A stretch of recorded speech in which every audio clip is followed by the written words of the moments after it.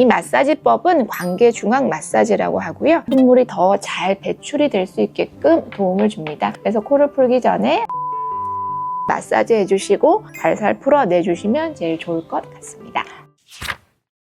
안녕하세요. 라경찬 한의원의 최예영, 변성미 원장입니다. 여러분, 코 풀 때 보통 어떻게 푸세요? 이렇게 푸시죠? 그런데 이렇게 코를 푸시면 두통에 중이염에 고막까지 문제가 생기실 수가 있어서 절대 이렇게 푸시면 안 됩니다. 코 푸는 거 가지고 무슨 그런 문제까지 생기냐 하실 수 있는데, 실제 저희 병원에 오시는 환자분들 중에서 코를 잘못 풀어서 다른 곳에까지 문제가 생기시는 경우가 생각보다 많아요. 그럴 때마다 더 문제가 생기지 않게 코 잘 푸는 법을 환자분들에게 알려드리곤 하는데요. 영상으로도 알려드리면 좋을 것 같아서 오늘 주제 준비해 보았습니다. 일단 코를 잘 푸는 방법부터 변성미 원장님께서 좀 더 자세히 설명해 주시면 좋을 것 같아요. 코가 콧물로 꽉 막혀 있을 때 어떻게 풀어야 되죠? 우리가 코를 풀어낼 때는 보통 콧물이 콧구멍 앞으로 흘러내리는 콧물을 제거하기 위해서 코를 푸는 경우들이 많죠. 근데 콧물의 종류에는 앞으로 흘러내리는 전비루도 있지만 뒤쪽으로 흘러 넘어가는 후비루도 있습니다. 그리고 콧물이 점액이 수양성 콧물들 또는 점액성, 농성, 혈액농성 콧물들까지 콧물의 점도들은 또 다양하게 나타날 수가 있고요. 콧물의 종류와 상태에 따라서 올바른 코풀기 방법을 제시해 드리도록 하겠습니다. 우선 앞으로 흘러내리는 점비루 같은 경우에는 코는 한 번에 한쪽씩 가볍게 눌러서 막고 푸시는 것이 좋습니다. 한쪽을 막고 가볍게 흥 풀어내시고요. 다시 반대쪽을 막고 가볍게 흥 풀어내셔야 됩니다. 수양성 콧물이 많은 상태라면 풀어져서 많은 양이 나오겠지만 점도가 높은 콧물의 경우에는 잘 배출이 되지 않는 경우도 있습니다. 그럼 이런 경우에는 코를 어떻게 풀어야 될까요? 코가 꽉 막혀서 잘 풀어지지 않는 상태라면 따뜻한 물로 샤워를 하면서 코를 푸는 것도 좋은 방법입니다. 더운 증기가 코 안을 촉촉하게 만들어주면서 점액 분비량이 증가를 하게 되죠. 그러면 점도 있는 콧물들도 배출이 용이한 상태로 만들어주기 때문에 쉽게 배출이 되고요. 코딱지도 마찬가지입니다. 건조한 점막에 들러붙어 있는 코딱지를 그냥 제거하게 될 경우에는 점막도 손상될 뿐만이 아니라 심하면 출혈이 발생할 수도 있죠. 이때도 마찬가지로 따뜻한 김이 쐬어지면 촉촉한 점액들이 분비가 되기 때문에 쉽게 코딱지를 제거하실 수가 있습니다.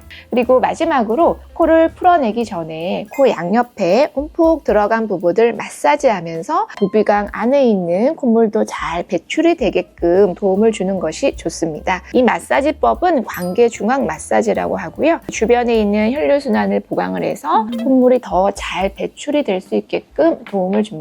그래서 코를 풀기 전에 한번 코 옆을 이렇게 마사지 해주시고 한쪽씩 막고 살살 풀어내주시면 제일 좋을 것 같습니다. 여기 마사지는 이렇게 밀어주면서 이렇게 왔다 갔다 하면 되는 건가요? 네네, 맞아요. 좀 아픈 부분들이 있네요. 이렇게 엄지로 이렇게 하셔도 되고요.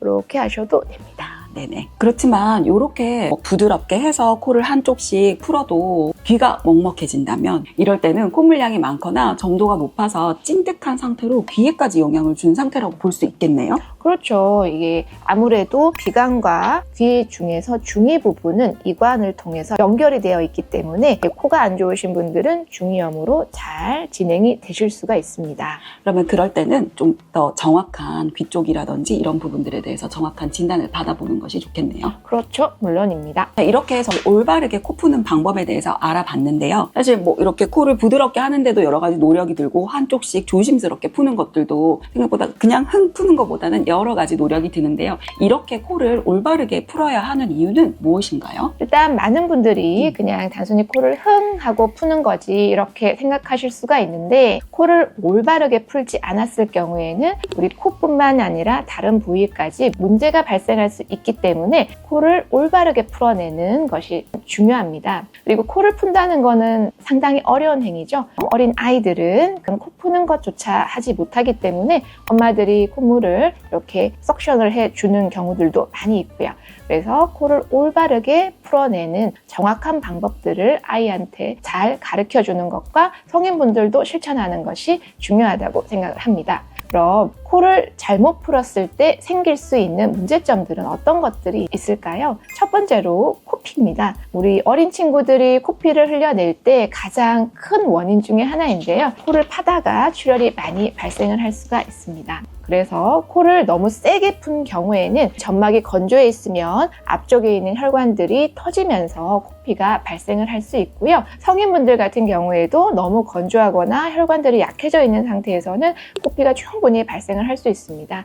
두 번째로 이관염과 중이염입니다. 양쪽 코를 동시에 풀어내게 되면 귀가 먹먹해지는 경험들을 여러분들도 많이 하셨을 텐데요. 이거는 우리 몸에서 목과 비강, 코와 귀가 이어져 있기 때문입니다. 특히 비강과 귀는 특히 귀 중에서는 중이는 이관을 통해서 연결이 되어 있고요. 양쪽 코를 막고 있으면서 코로 나가는 바람이 너무 강한 경우에는 귀에 영향을 주기 때문에 이런 행동 자체가 중이염과 부비동염을 유발할 수도 있습니다. 아이들 같은 경우에는 이 비강과 중이가 연결되어 있는 이관의 각도가 높게 구성되어 있지는 않습니다. 아이들은 얼굴이 아직 자라고 있는 상태이기 때문에 이관의 각도가 다소 낮기 때문에 콧물이 너무 많이 생성이 된 경우에는 중이로 넘어가서 중이염 발생이 쉽게 일어나고요. 더불어서 코를 너무 세게 풀어내면 순간적으로 귀 쪽에서는 음압이 형성되기 때문에 갑자기 콧물이 딸려 들어가면서 중이염이 더 발생을 할 가능성이 높아집니다.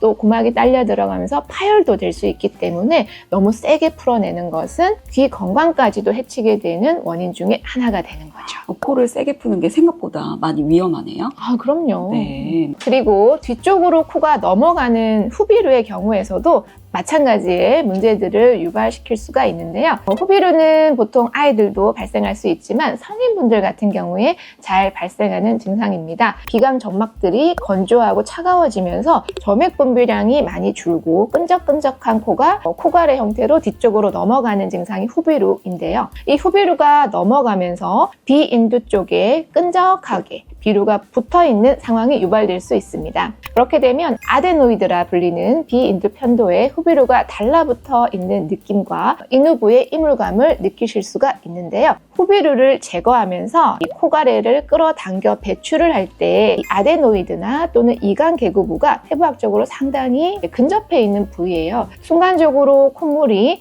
이관 쪽으로 딸려 들어가면서 중이염이 발생시킬 수 있는 가능성이 높아집니다. 그래서 앞쪽으로 코를 너무 세게 풀어내는 것도 문제이지만 후비루를 뒤쪽으로 너무 강하게 당겨내다가 순식간에 점조한 콧물들이 이관 쪽으로 넘어가지 않게끔 너무 세게 끌어당기는 행위는 하지 않도록 주의해 주셔야 됩니다. 환자분들 보면 그 후비루를 뱉어내려고 엄청 큰 소리를 내시면서 코를 하시죠? 푸시거나 네.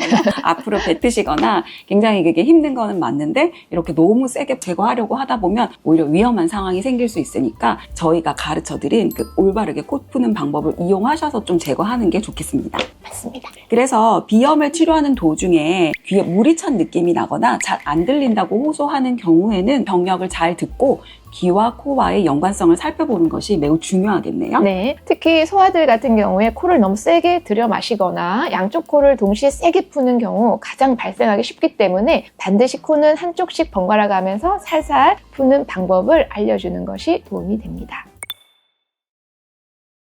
코감기나 콧물이 심할 때 평소에는 괜찮지만 잠잘 때 코가 되게 막히는 경우가 많잖아요. 이런 경우에는 어떻게 해야 될까요? 자다가는 사실 코를 풀 수도 없고 억지로 잠에 취해서 풀다 보면 오히려 문제가 생길 수 있을 것 같아요. 네, 맞습니다. 특히 아이들 같은 경우에는 자다가 이 코가 막히는 것 때문에 숙면을 취하지 못하고 자주 깨게 되죠. 그럼 엄마들도 힘들고 아이도 힘들고, 그럼 코 막힘 없이 숙면하는 방법은 어떤 것들이 있는지 알려드릴게요. 첫 번째가 제일 기본적인 것이지만 온습도 관리입니다. 잠자는 방의 공기를 온도를 26에서 8도, 습도를 60% 이상 유지시켜주는 것을 권유드립니다. 왜냐하면 차갑거나 건조한 환경에서 잠을 자게 되면 코 막힘이 더 심해지기 때문이죠. 두 번째로는 바로 누워 자는 자세입니다. 엎드려서 자게 되면 콧물이 저류할 뿐만이 아니라 코막힘이 훨씬 심해지기 때문에 아이들이 더 잠에서 깨게 되고요. 특히 후비루 양상이 심하다면 어른 같은 경우에는 베개를 살짝 높이는 것도 도움이 됩니다.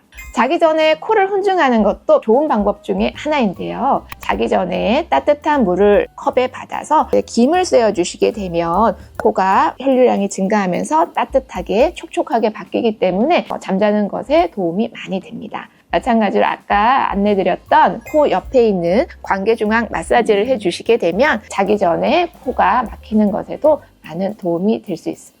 그런데 궁금한 게 있는데요. 차갑고 건조한 환경에서 자게 되면 왜 코가 더 막히게 되나요? 참 어려운 질문. 우선 차가운 공기가 코 안으로 들어오는 거는 호흡기계에 엄청 안 좋은 영향을 끼치게 돼요. 그렇기 때문에 우리는 자연적으로 코가 막힘을 유발을 하면서 막아주는 역할을 하지만 사실 그 증상 때문에 우리는 더 힘들어지는 거죠. 마찬가지로 건조감이 있게 되면은 점막들이 정상인 분들은 관계가 없지만 코 점막이 건조해 있고 차가워진 비염 환자분들 같은 경우에는 건조감 때문에 실제로 코가 심하게 막히지 않더라도 답답함을 느끼시게 됩니다. 그렇기 때문에 공기 자체를 우리 코가 따뜻하고 촉촉한 공기로 호흡할 수 있게끔 도움을 주는 것이 좋습니다. 올바른 코 풀기 방법에 대해서 알아보았는데요. 이렇게 올바르게 코를 풀어서 비염으로 인한 불편감이 조금이나마 줄어들 수 있는데 도움이 되었으면 좋겠습니다. 또한 잘못된 코 풀기로 증상이 악화되어서 귀나 다른 부위로 전이되는 것을 방지하는 것도 빠른 치료에 많은 도움이 되겠죠. 당연히 코 풀기만으로 비염이 치료될 수는 없습니다. 비염으로 힘드신 환자분들 본인의 상태에 맞는 치료 방법을 전문가와 상의하는 것이 중요하겠죠? 꾸준한 치료와 관리가 비염 극복의 열쇠입니다. 지금까지 악영찬 한의원의 최예영, 변성미 원장이었습니다. 감사합니다.